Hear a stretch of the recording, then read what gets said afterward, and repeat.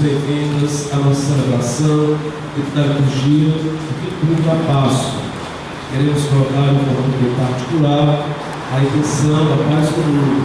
Nós estamos reunidos em nome do Pai, do Filho e do Espírito Santo. Amém. A graça do nosso Senhor Jesus Cristo, o amor do Pai e a comunhão do Espírito Santo esteja convosco. Bendito seja Deus que nos reuniu no amor de Cristo. Hoje, no texto do Evangelho, nós vamos escutar a parábola da videira verdadeira. Cristo nos convida a produzir muitos frutos para dar glória a Deus Pai. E nós queremos pedir perdão a Deus quando nós não damos esses frutos para a glória de Deus. Por isso, cantemos pedindo perdão.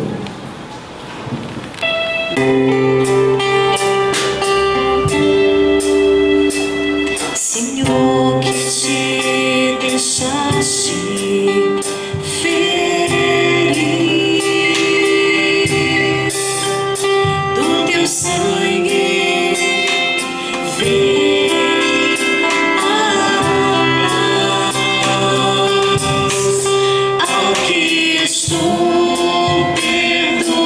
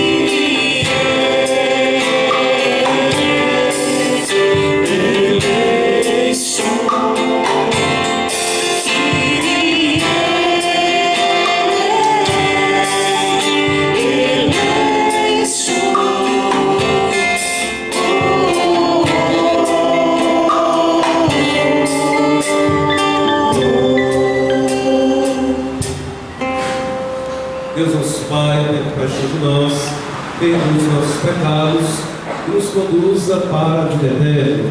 Amém. Com a alegria dessa Páscoa, entoemos com louvor.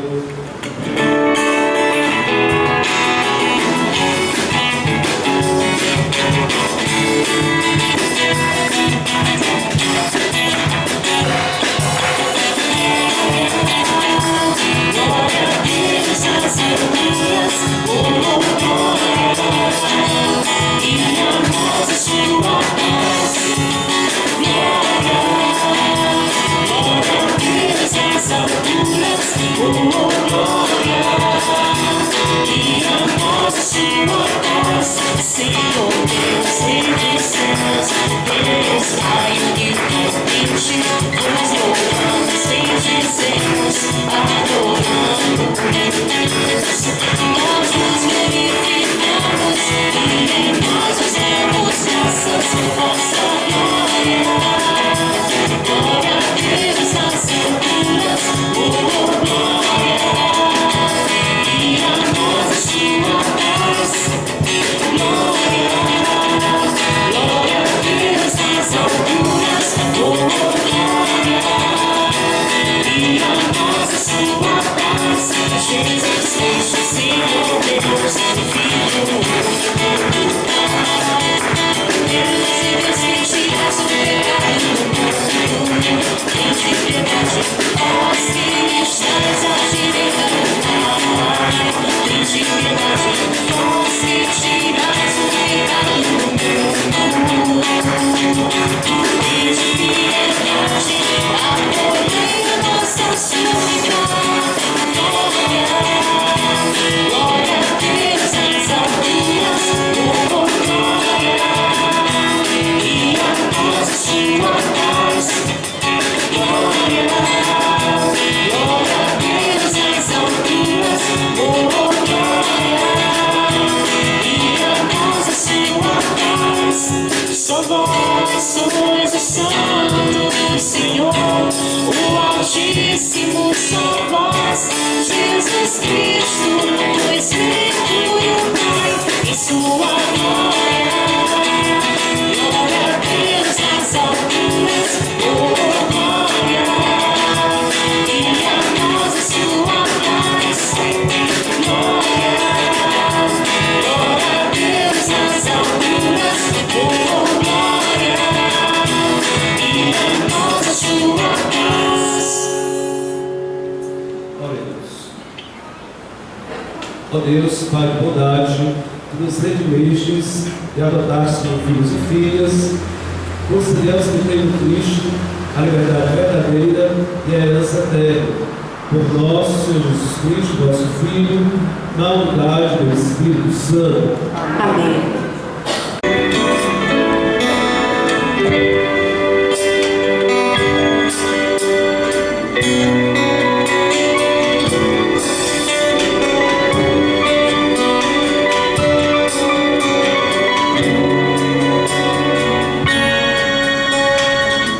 Senhor, sois meu louvor em meio à grande assembleia.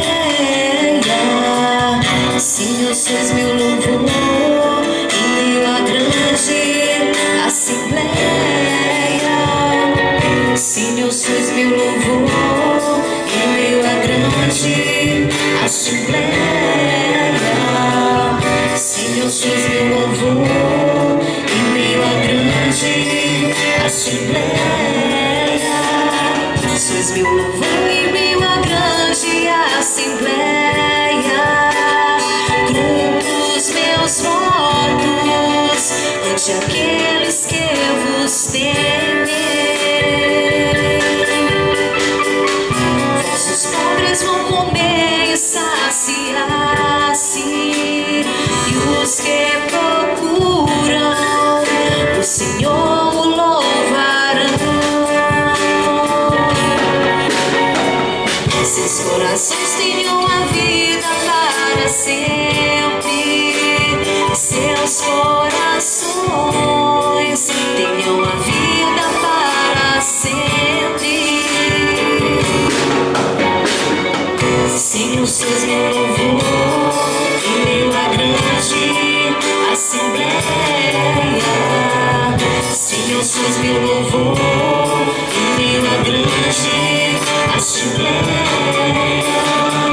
Lembre-se disso aos confins de toda a terra, para que voltem ao Senhor e se convertam e se prostrem adorando diante dele todos os povos e as famílias das nações. Somente a ele adorarão os poderosos e os que voltam para o pó louvarão. Senhor, sois meu louvor em meio à grande assembleia. Senhor, sois meu louvor em meio à grande assembleia. Para ele há de viver a minha alma, toda a minha descendência há de servi-lo. As futuras gerações anunciarão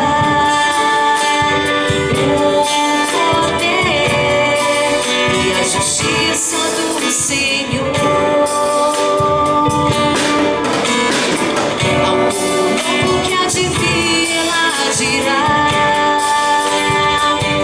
eis a obra que o Senhor realizou.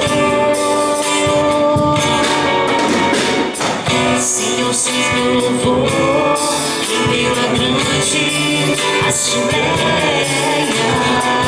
Senhor, sois meu louvor em meio à grande assembleia. Senhor, sois meu louvor em meio à grande assembleia. Senhor, sois meu louvor em meio à grande assembleia.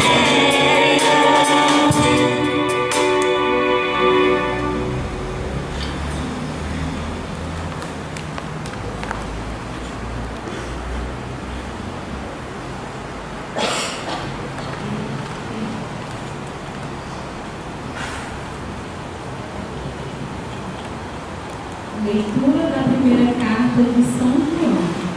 Filhinhos, não amemos só com palavras.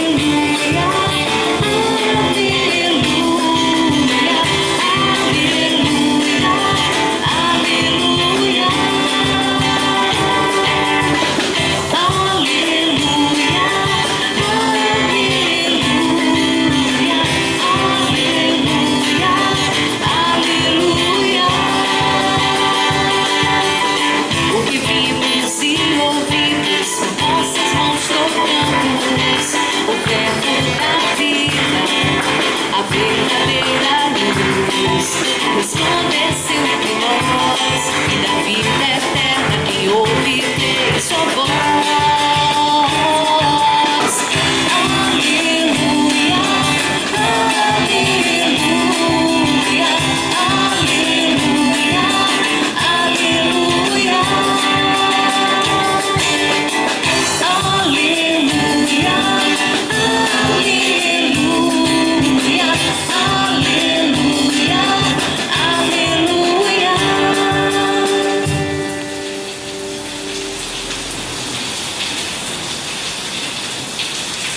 O Senhor esteja convosco. Proclamação da boa notícia de nosso Senhor Jesus Cristo segundo João.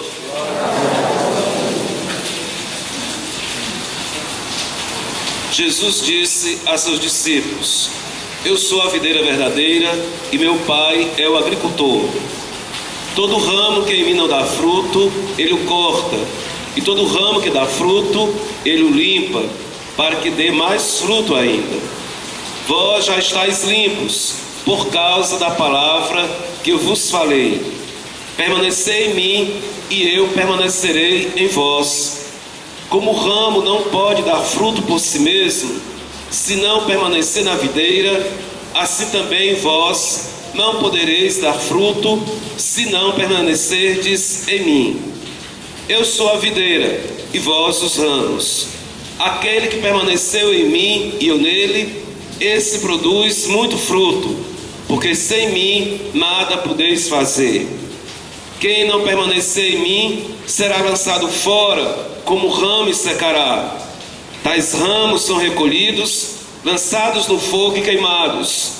Se permanecerdes em mim e minhas palavras permanecerem em vós, pedi o que quiserdes e vos será dado. Nisto meu Pai é glorificado, que deis muito fruto e vos torneis meus discípulos. Palavra da salvação.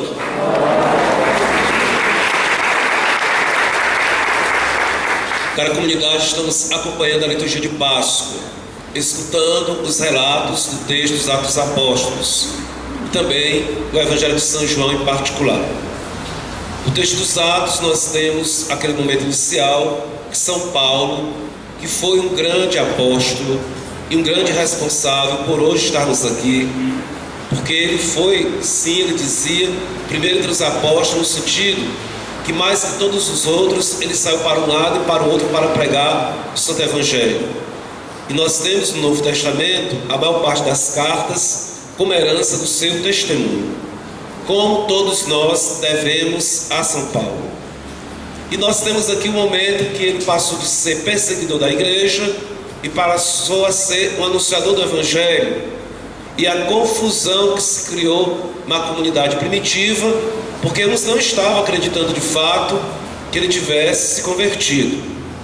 Mas eu queria comentar uma situação e que o texto dos Atos conclui que muitos cresciam, que o Espírito Santo fazia o número dos fiéis crescer cada vez mais. Nós temos então no texto dos Atos que quando os apóstolos pregavam, diversas pessoas aderiam à fé e falavam também desses novos prosélitos. Os prosélitos eram pessoas que faziam então essa primeira experiência da comunidade, da fé, e de tão felizes que ficavam, eles também passavam a ser novos divulgadores da mensagem do Evangelho. Eles faziam aquela experiência de Deus com Cristo ressuscitado, descobriam a maravilha da experiência do ressuscitado e saíam também sendo esses anunciadores. Então os prosélitos eram pessoas que conquistavam novas pessoas também para a comunidade de fé. Daí vem uma palavra no sentido pejorativo, proselitismo. A pessoa, por tudo, de qualquer maneira, de todas as formas, até de uma forma irritante, querer trazer pessoas para a comunidade de fé. Não que esteja errado os prosélitos, está correto que a pessoa que faz a experiência, que descobre a maravilha de ser amado por Deus e por seu Filho Jesus Cristo, de comunicar essa experiência para os outros. Mas uma outra coisa que é colocada como negativo é a pessoa que fica de todas as formas, de todas as maneiras, querendo trazer, até de formas questionáveis, trazer a pessoa para dentro da igreja. Por exemplo, às vezes isso acontece em um ou outro setor de igreja evangélica. Eu mesmo, a gente já foi visitar igrejas evangélicas no sentido de fazer amizade, de aproximação.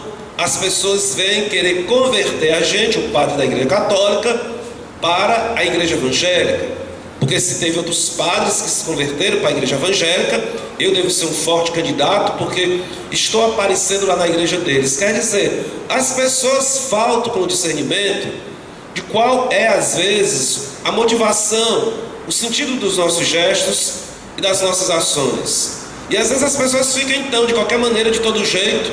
Outra vez um outro pastor me chamou para casa porque ele precisava do anjo da minha, disse para aquilo. Quando eu cheguei na casa, o homem queria também me converter para a igreja evangélica. Eu disse assim: eu devo ter cara de evangélico, só pode.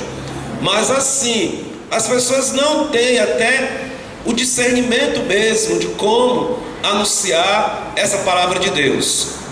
Outras vezes também, não querendo fazer proselitismo, as pessoas evangélicas chegam para mim mesmo, com problemas, com dificuldades, até na sua igreja. Eu não vou me aproveitar de um momento de debilidade de uma pessoa, de outra comunidade de fé, para ficar, vem para a nossa igreja católica, vem para a nossa igreja, aqui quer sair, isso aqui quer dizer, usufruir do momento de dor da pessoa, para ficar vendendo uma mensagem que pode ser uma forma questionável. Então nós precisamos sim ter o discernimento de como anunciar essa palavra, de como dar esse testemunho. Mas o que deve também ter acontecido é que muitas vezes nós católicos somos tão assim reservados a anunciar a fé católica para os outros, às vezes até recolhidos, omissos. Provavelmente também essa crítica de proselitismo entrou na igreja católica e nós ficamos recuados, que não era para fazer proselitismo, e acabamos deixando de anunciar a mensagem do Evangelho, o testemunho do Evangelho para outras pessoas. E às vezes a crítica de proselitismo não é tanto das pessoas de fora, é às vezes também das pessoas de dentro. Se tem alguém que gosta da igreja, se tem alguém que serve a comunidade de fé, se tem alguém que procura viver o Evangelho e se unir nas pastorais, nos movimentos e tudo, participar da igreja, é chamado de rato de igreja e de perpétuo. Se a pessoa defende a igreja, é porque é rato de igreja. Quer dizer, essas críticas não vêm de pessoas de fora, vêm de dentro mesmo da comunidade cristã. E as pessoas ficam inibidas de procurar dar a sua opinião. E não é assim. A nossa comunidade tem essa beleza, tem essas maravilhas, tem a presença do Cristo, tem a presença de Nossa Senhora, de São José, da Eucaristia, tantas coisas maravilhosas que nós temos dentro da nossa comunidade, e que quando nós, de fato, experimentamos a graça de Deus, como nós também desejamos algo de bom para as pessoas que nós conhecemos. É muito comum, assim, quando a gente visita um local novo. Por exemplo, eu estive, anos atrás, 2007, 2008, lá em Foz do Iguaçu, vendo as cataratas do Iguaçu. Menino, que coisa mais linda, que coisa mais fantástica da natureza, um santuário da natureza. Quando eu estava lá, naquele local, como eu queria que minha família estivesse lá, como eu queria que cada um de vocês também estivesse lá, como eu queria que a paróquia estivesse lá.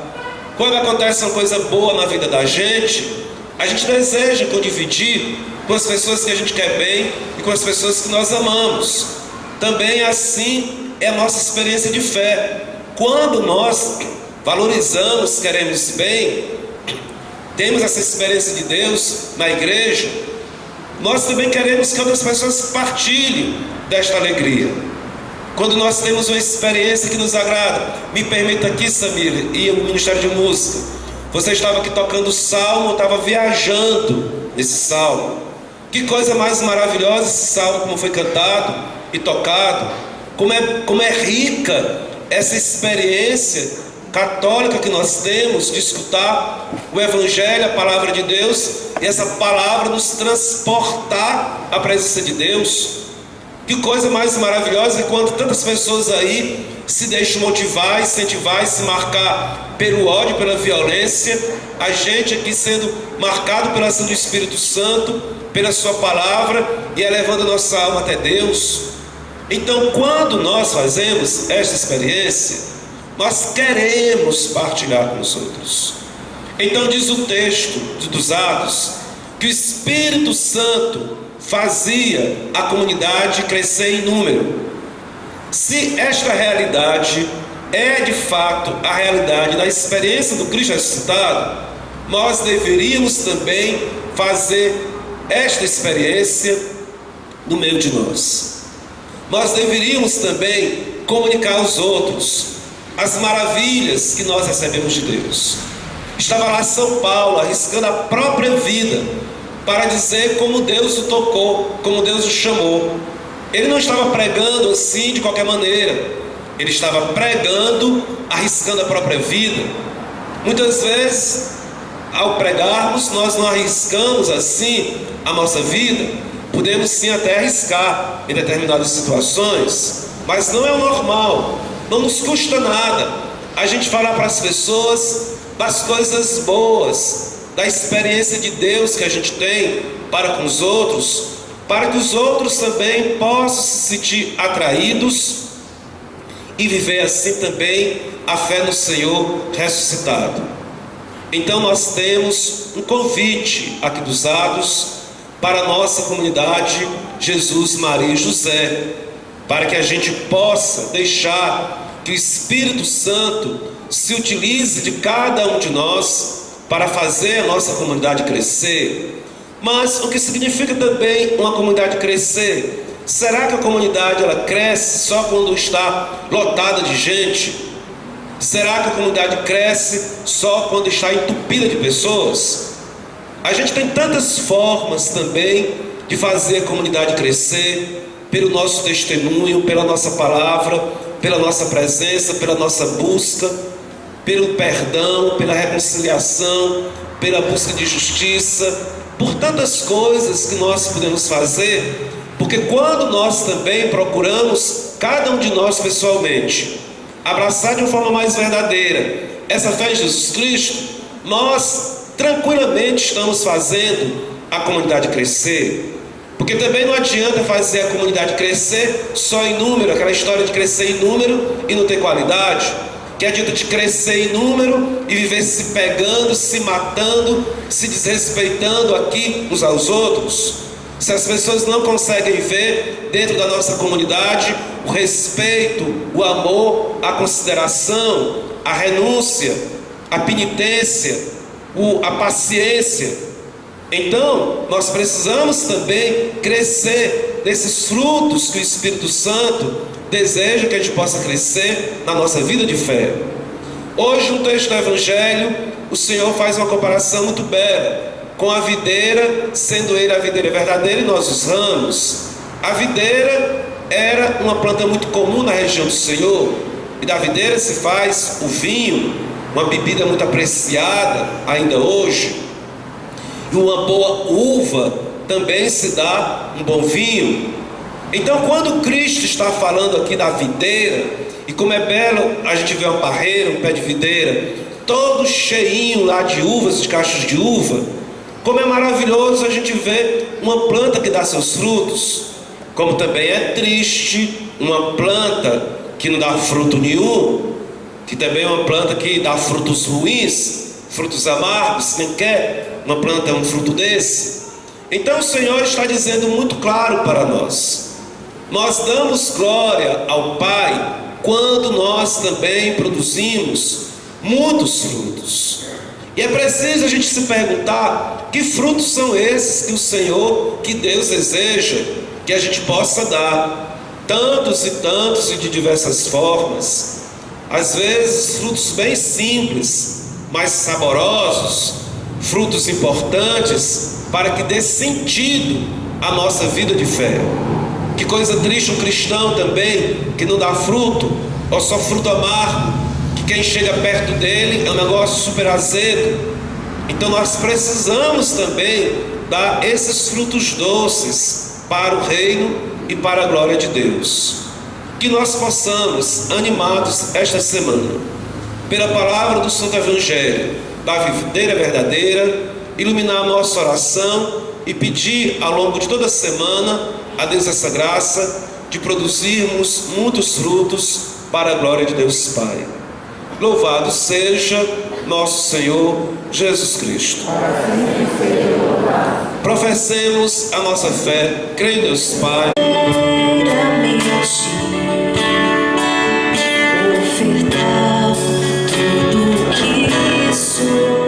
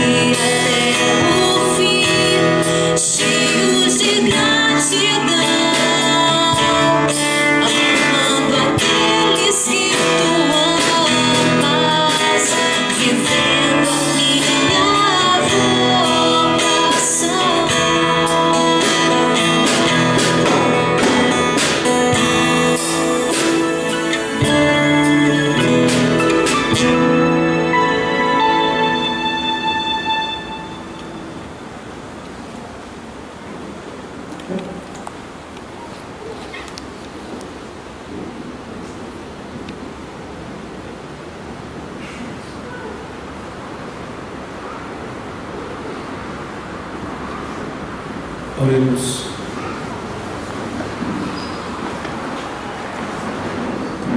Ó Deus de bondade, permaneceis com o vosso povo e fazei passar ante a nova vida aqueles a quem concedestes a comunhão dos vossos mistérios. Por Cristo nosso Senhor. Amém. Puxa para os avisos. Pedido de graça que desejamos alcançar a Nossa Senhora pelo início desse mês de maio, pelo início desse mês dedicado à Virgem Maria, que muitas bênçãos possam ser concedidas às nossas famílias e à nossa comunidade no mundo inteiro. Em silêncio, podemos fazer o nosso pedido à Nossa Senhora.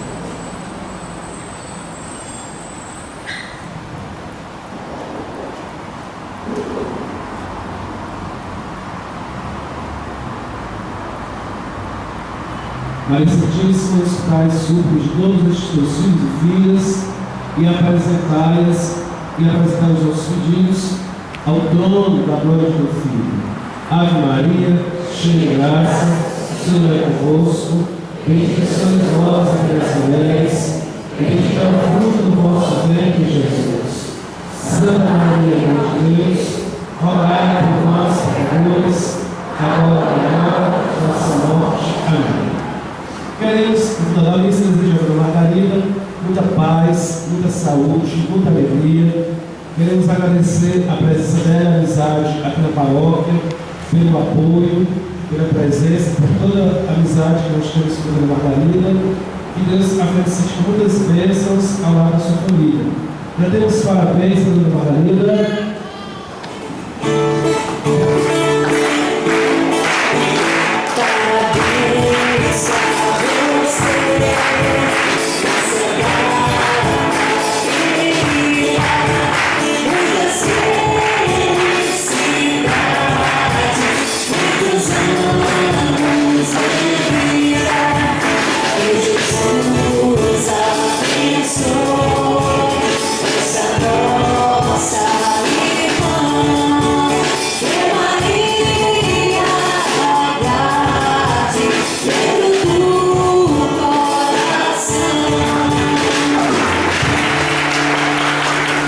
Você está com 104 anos, até viva.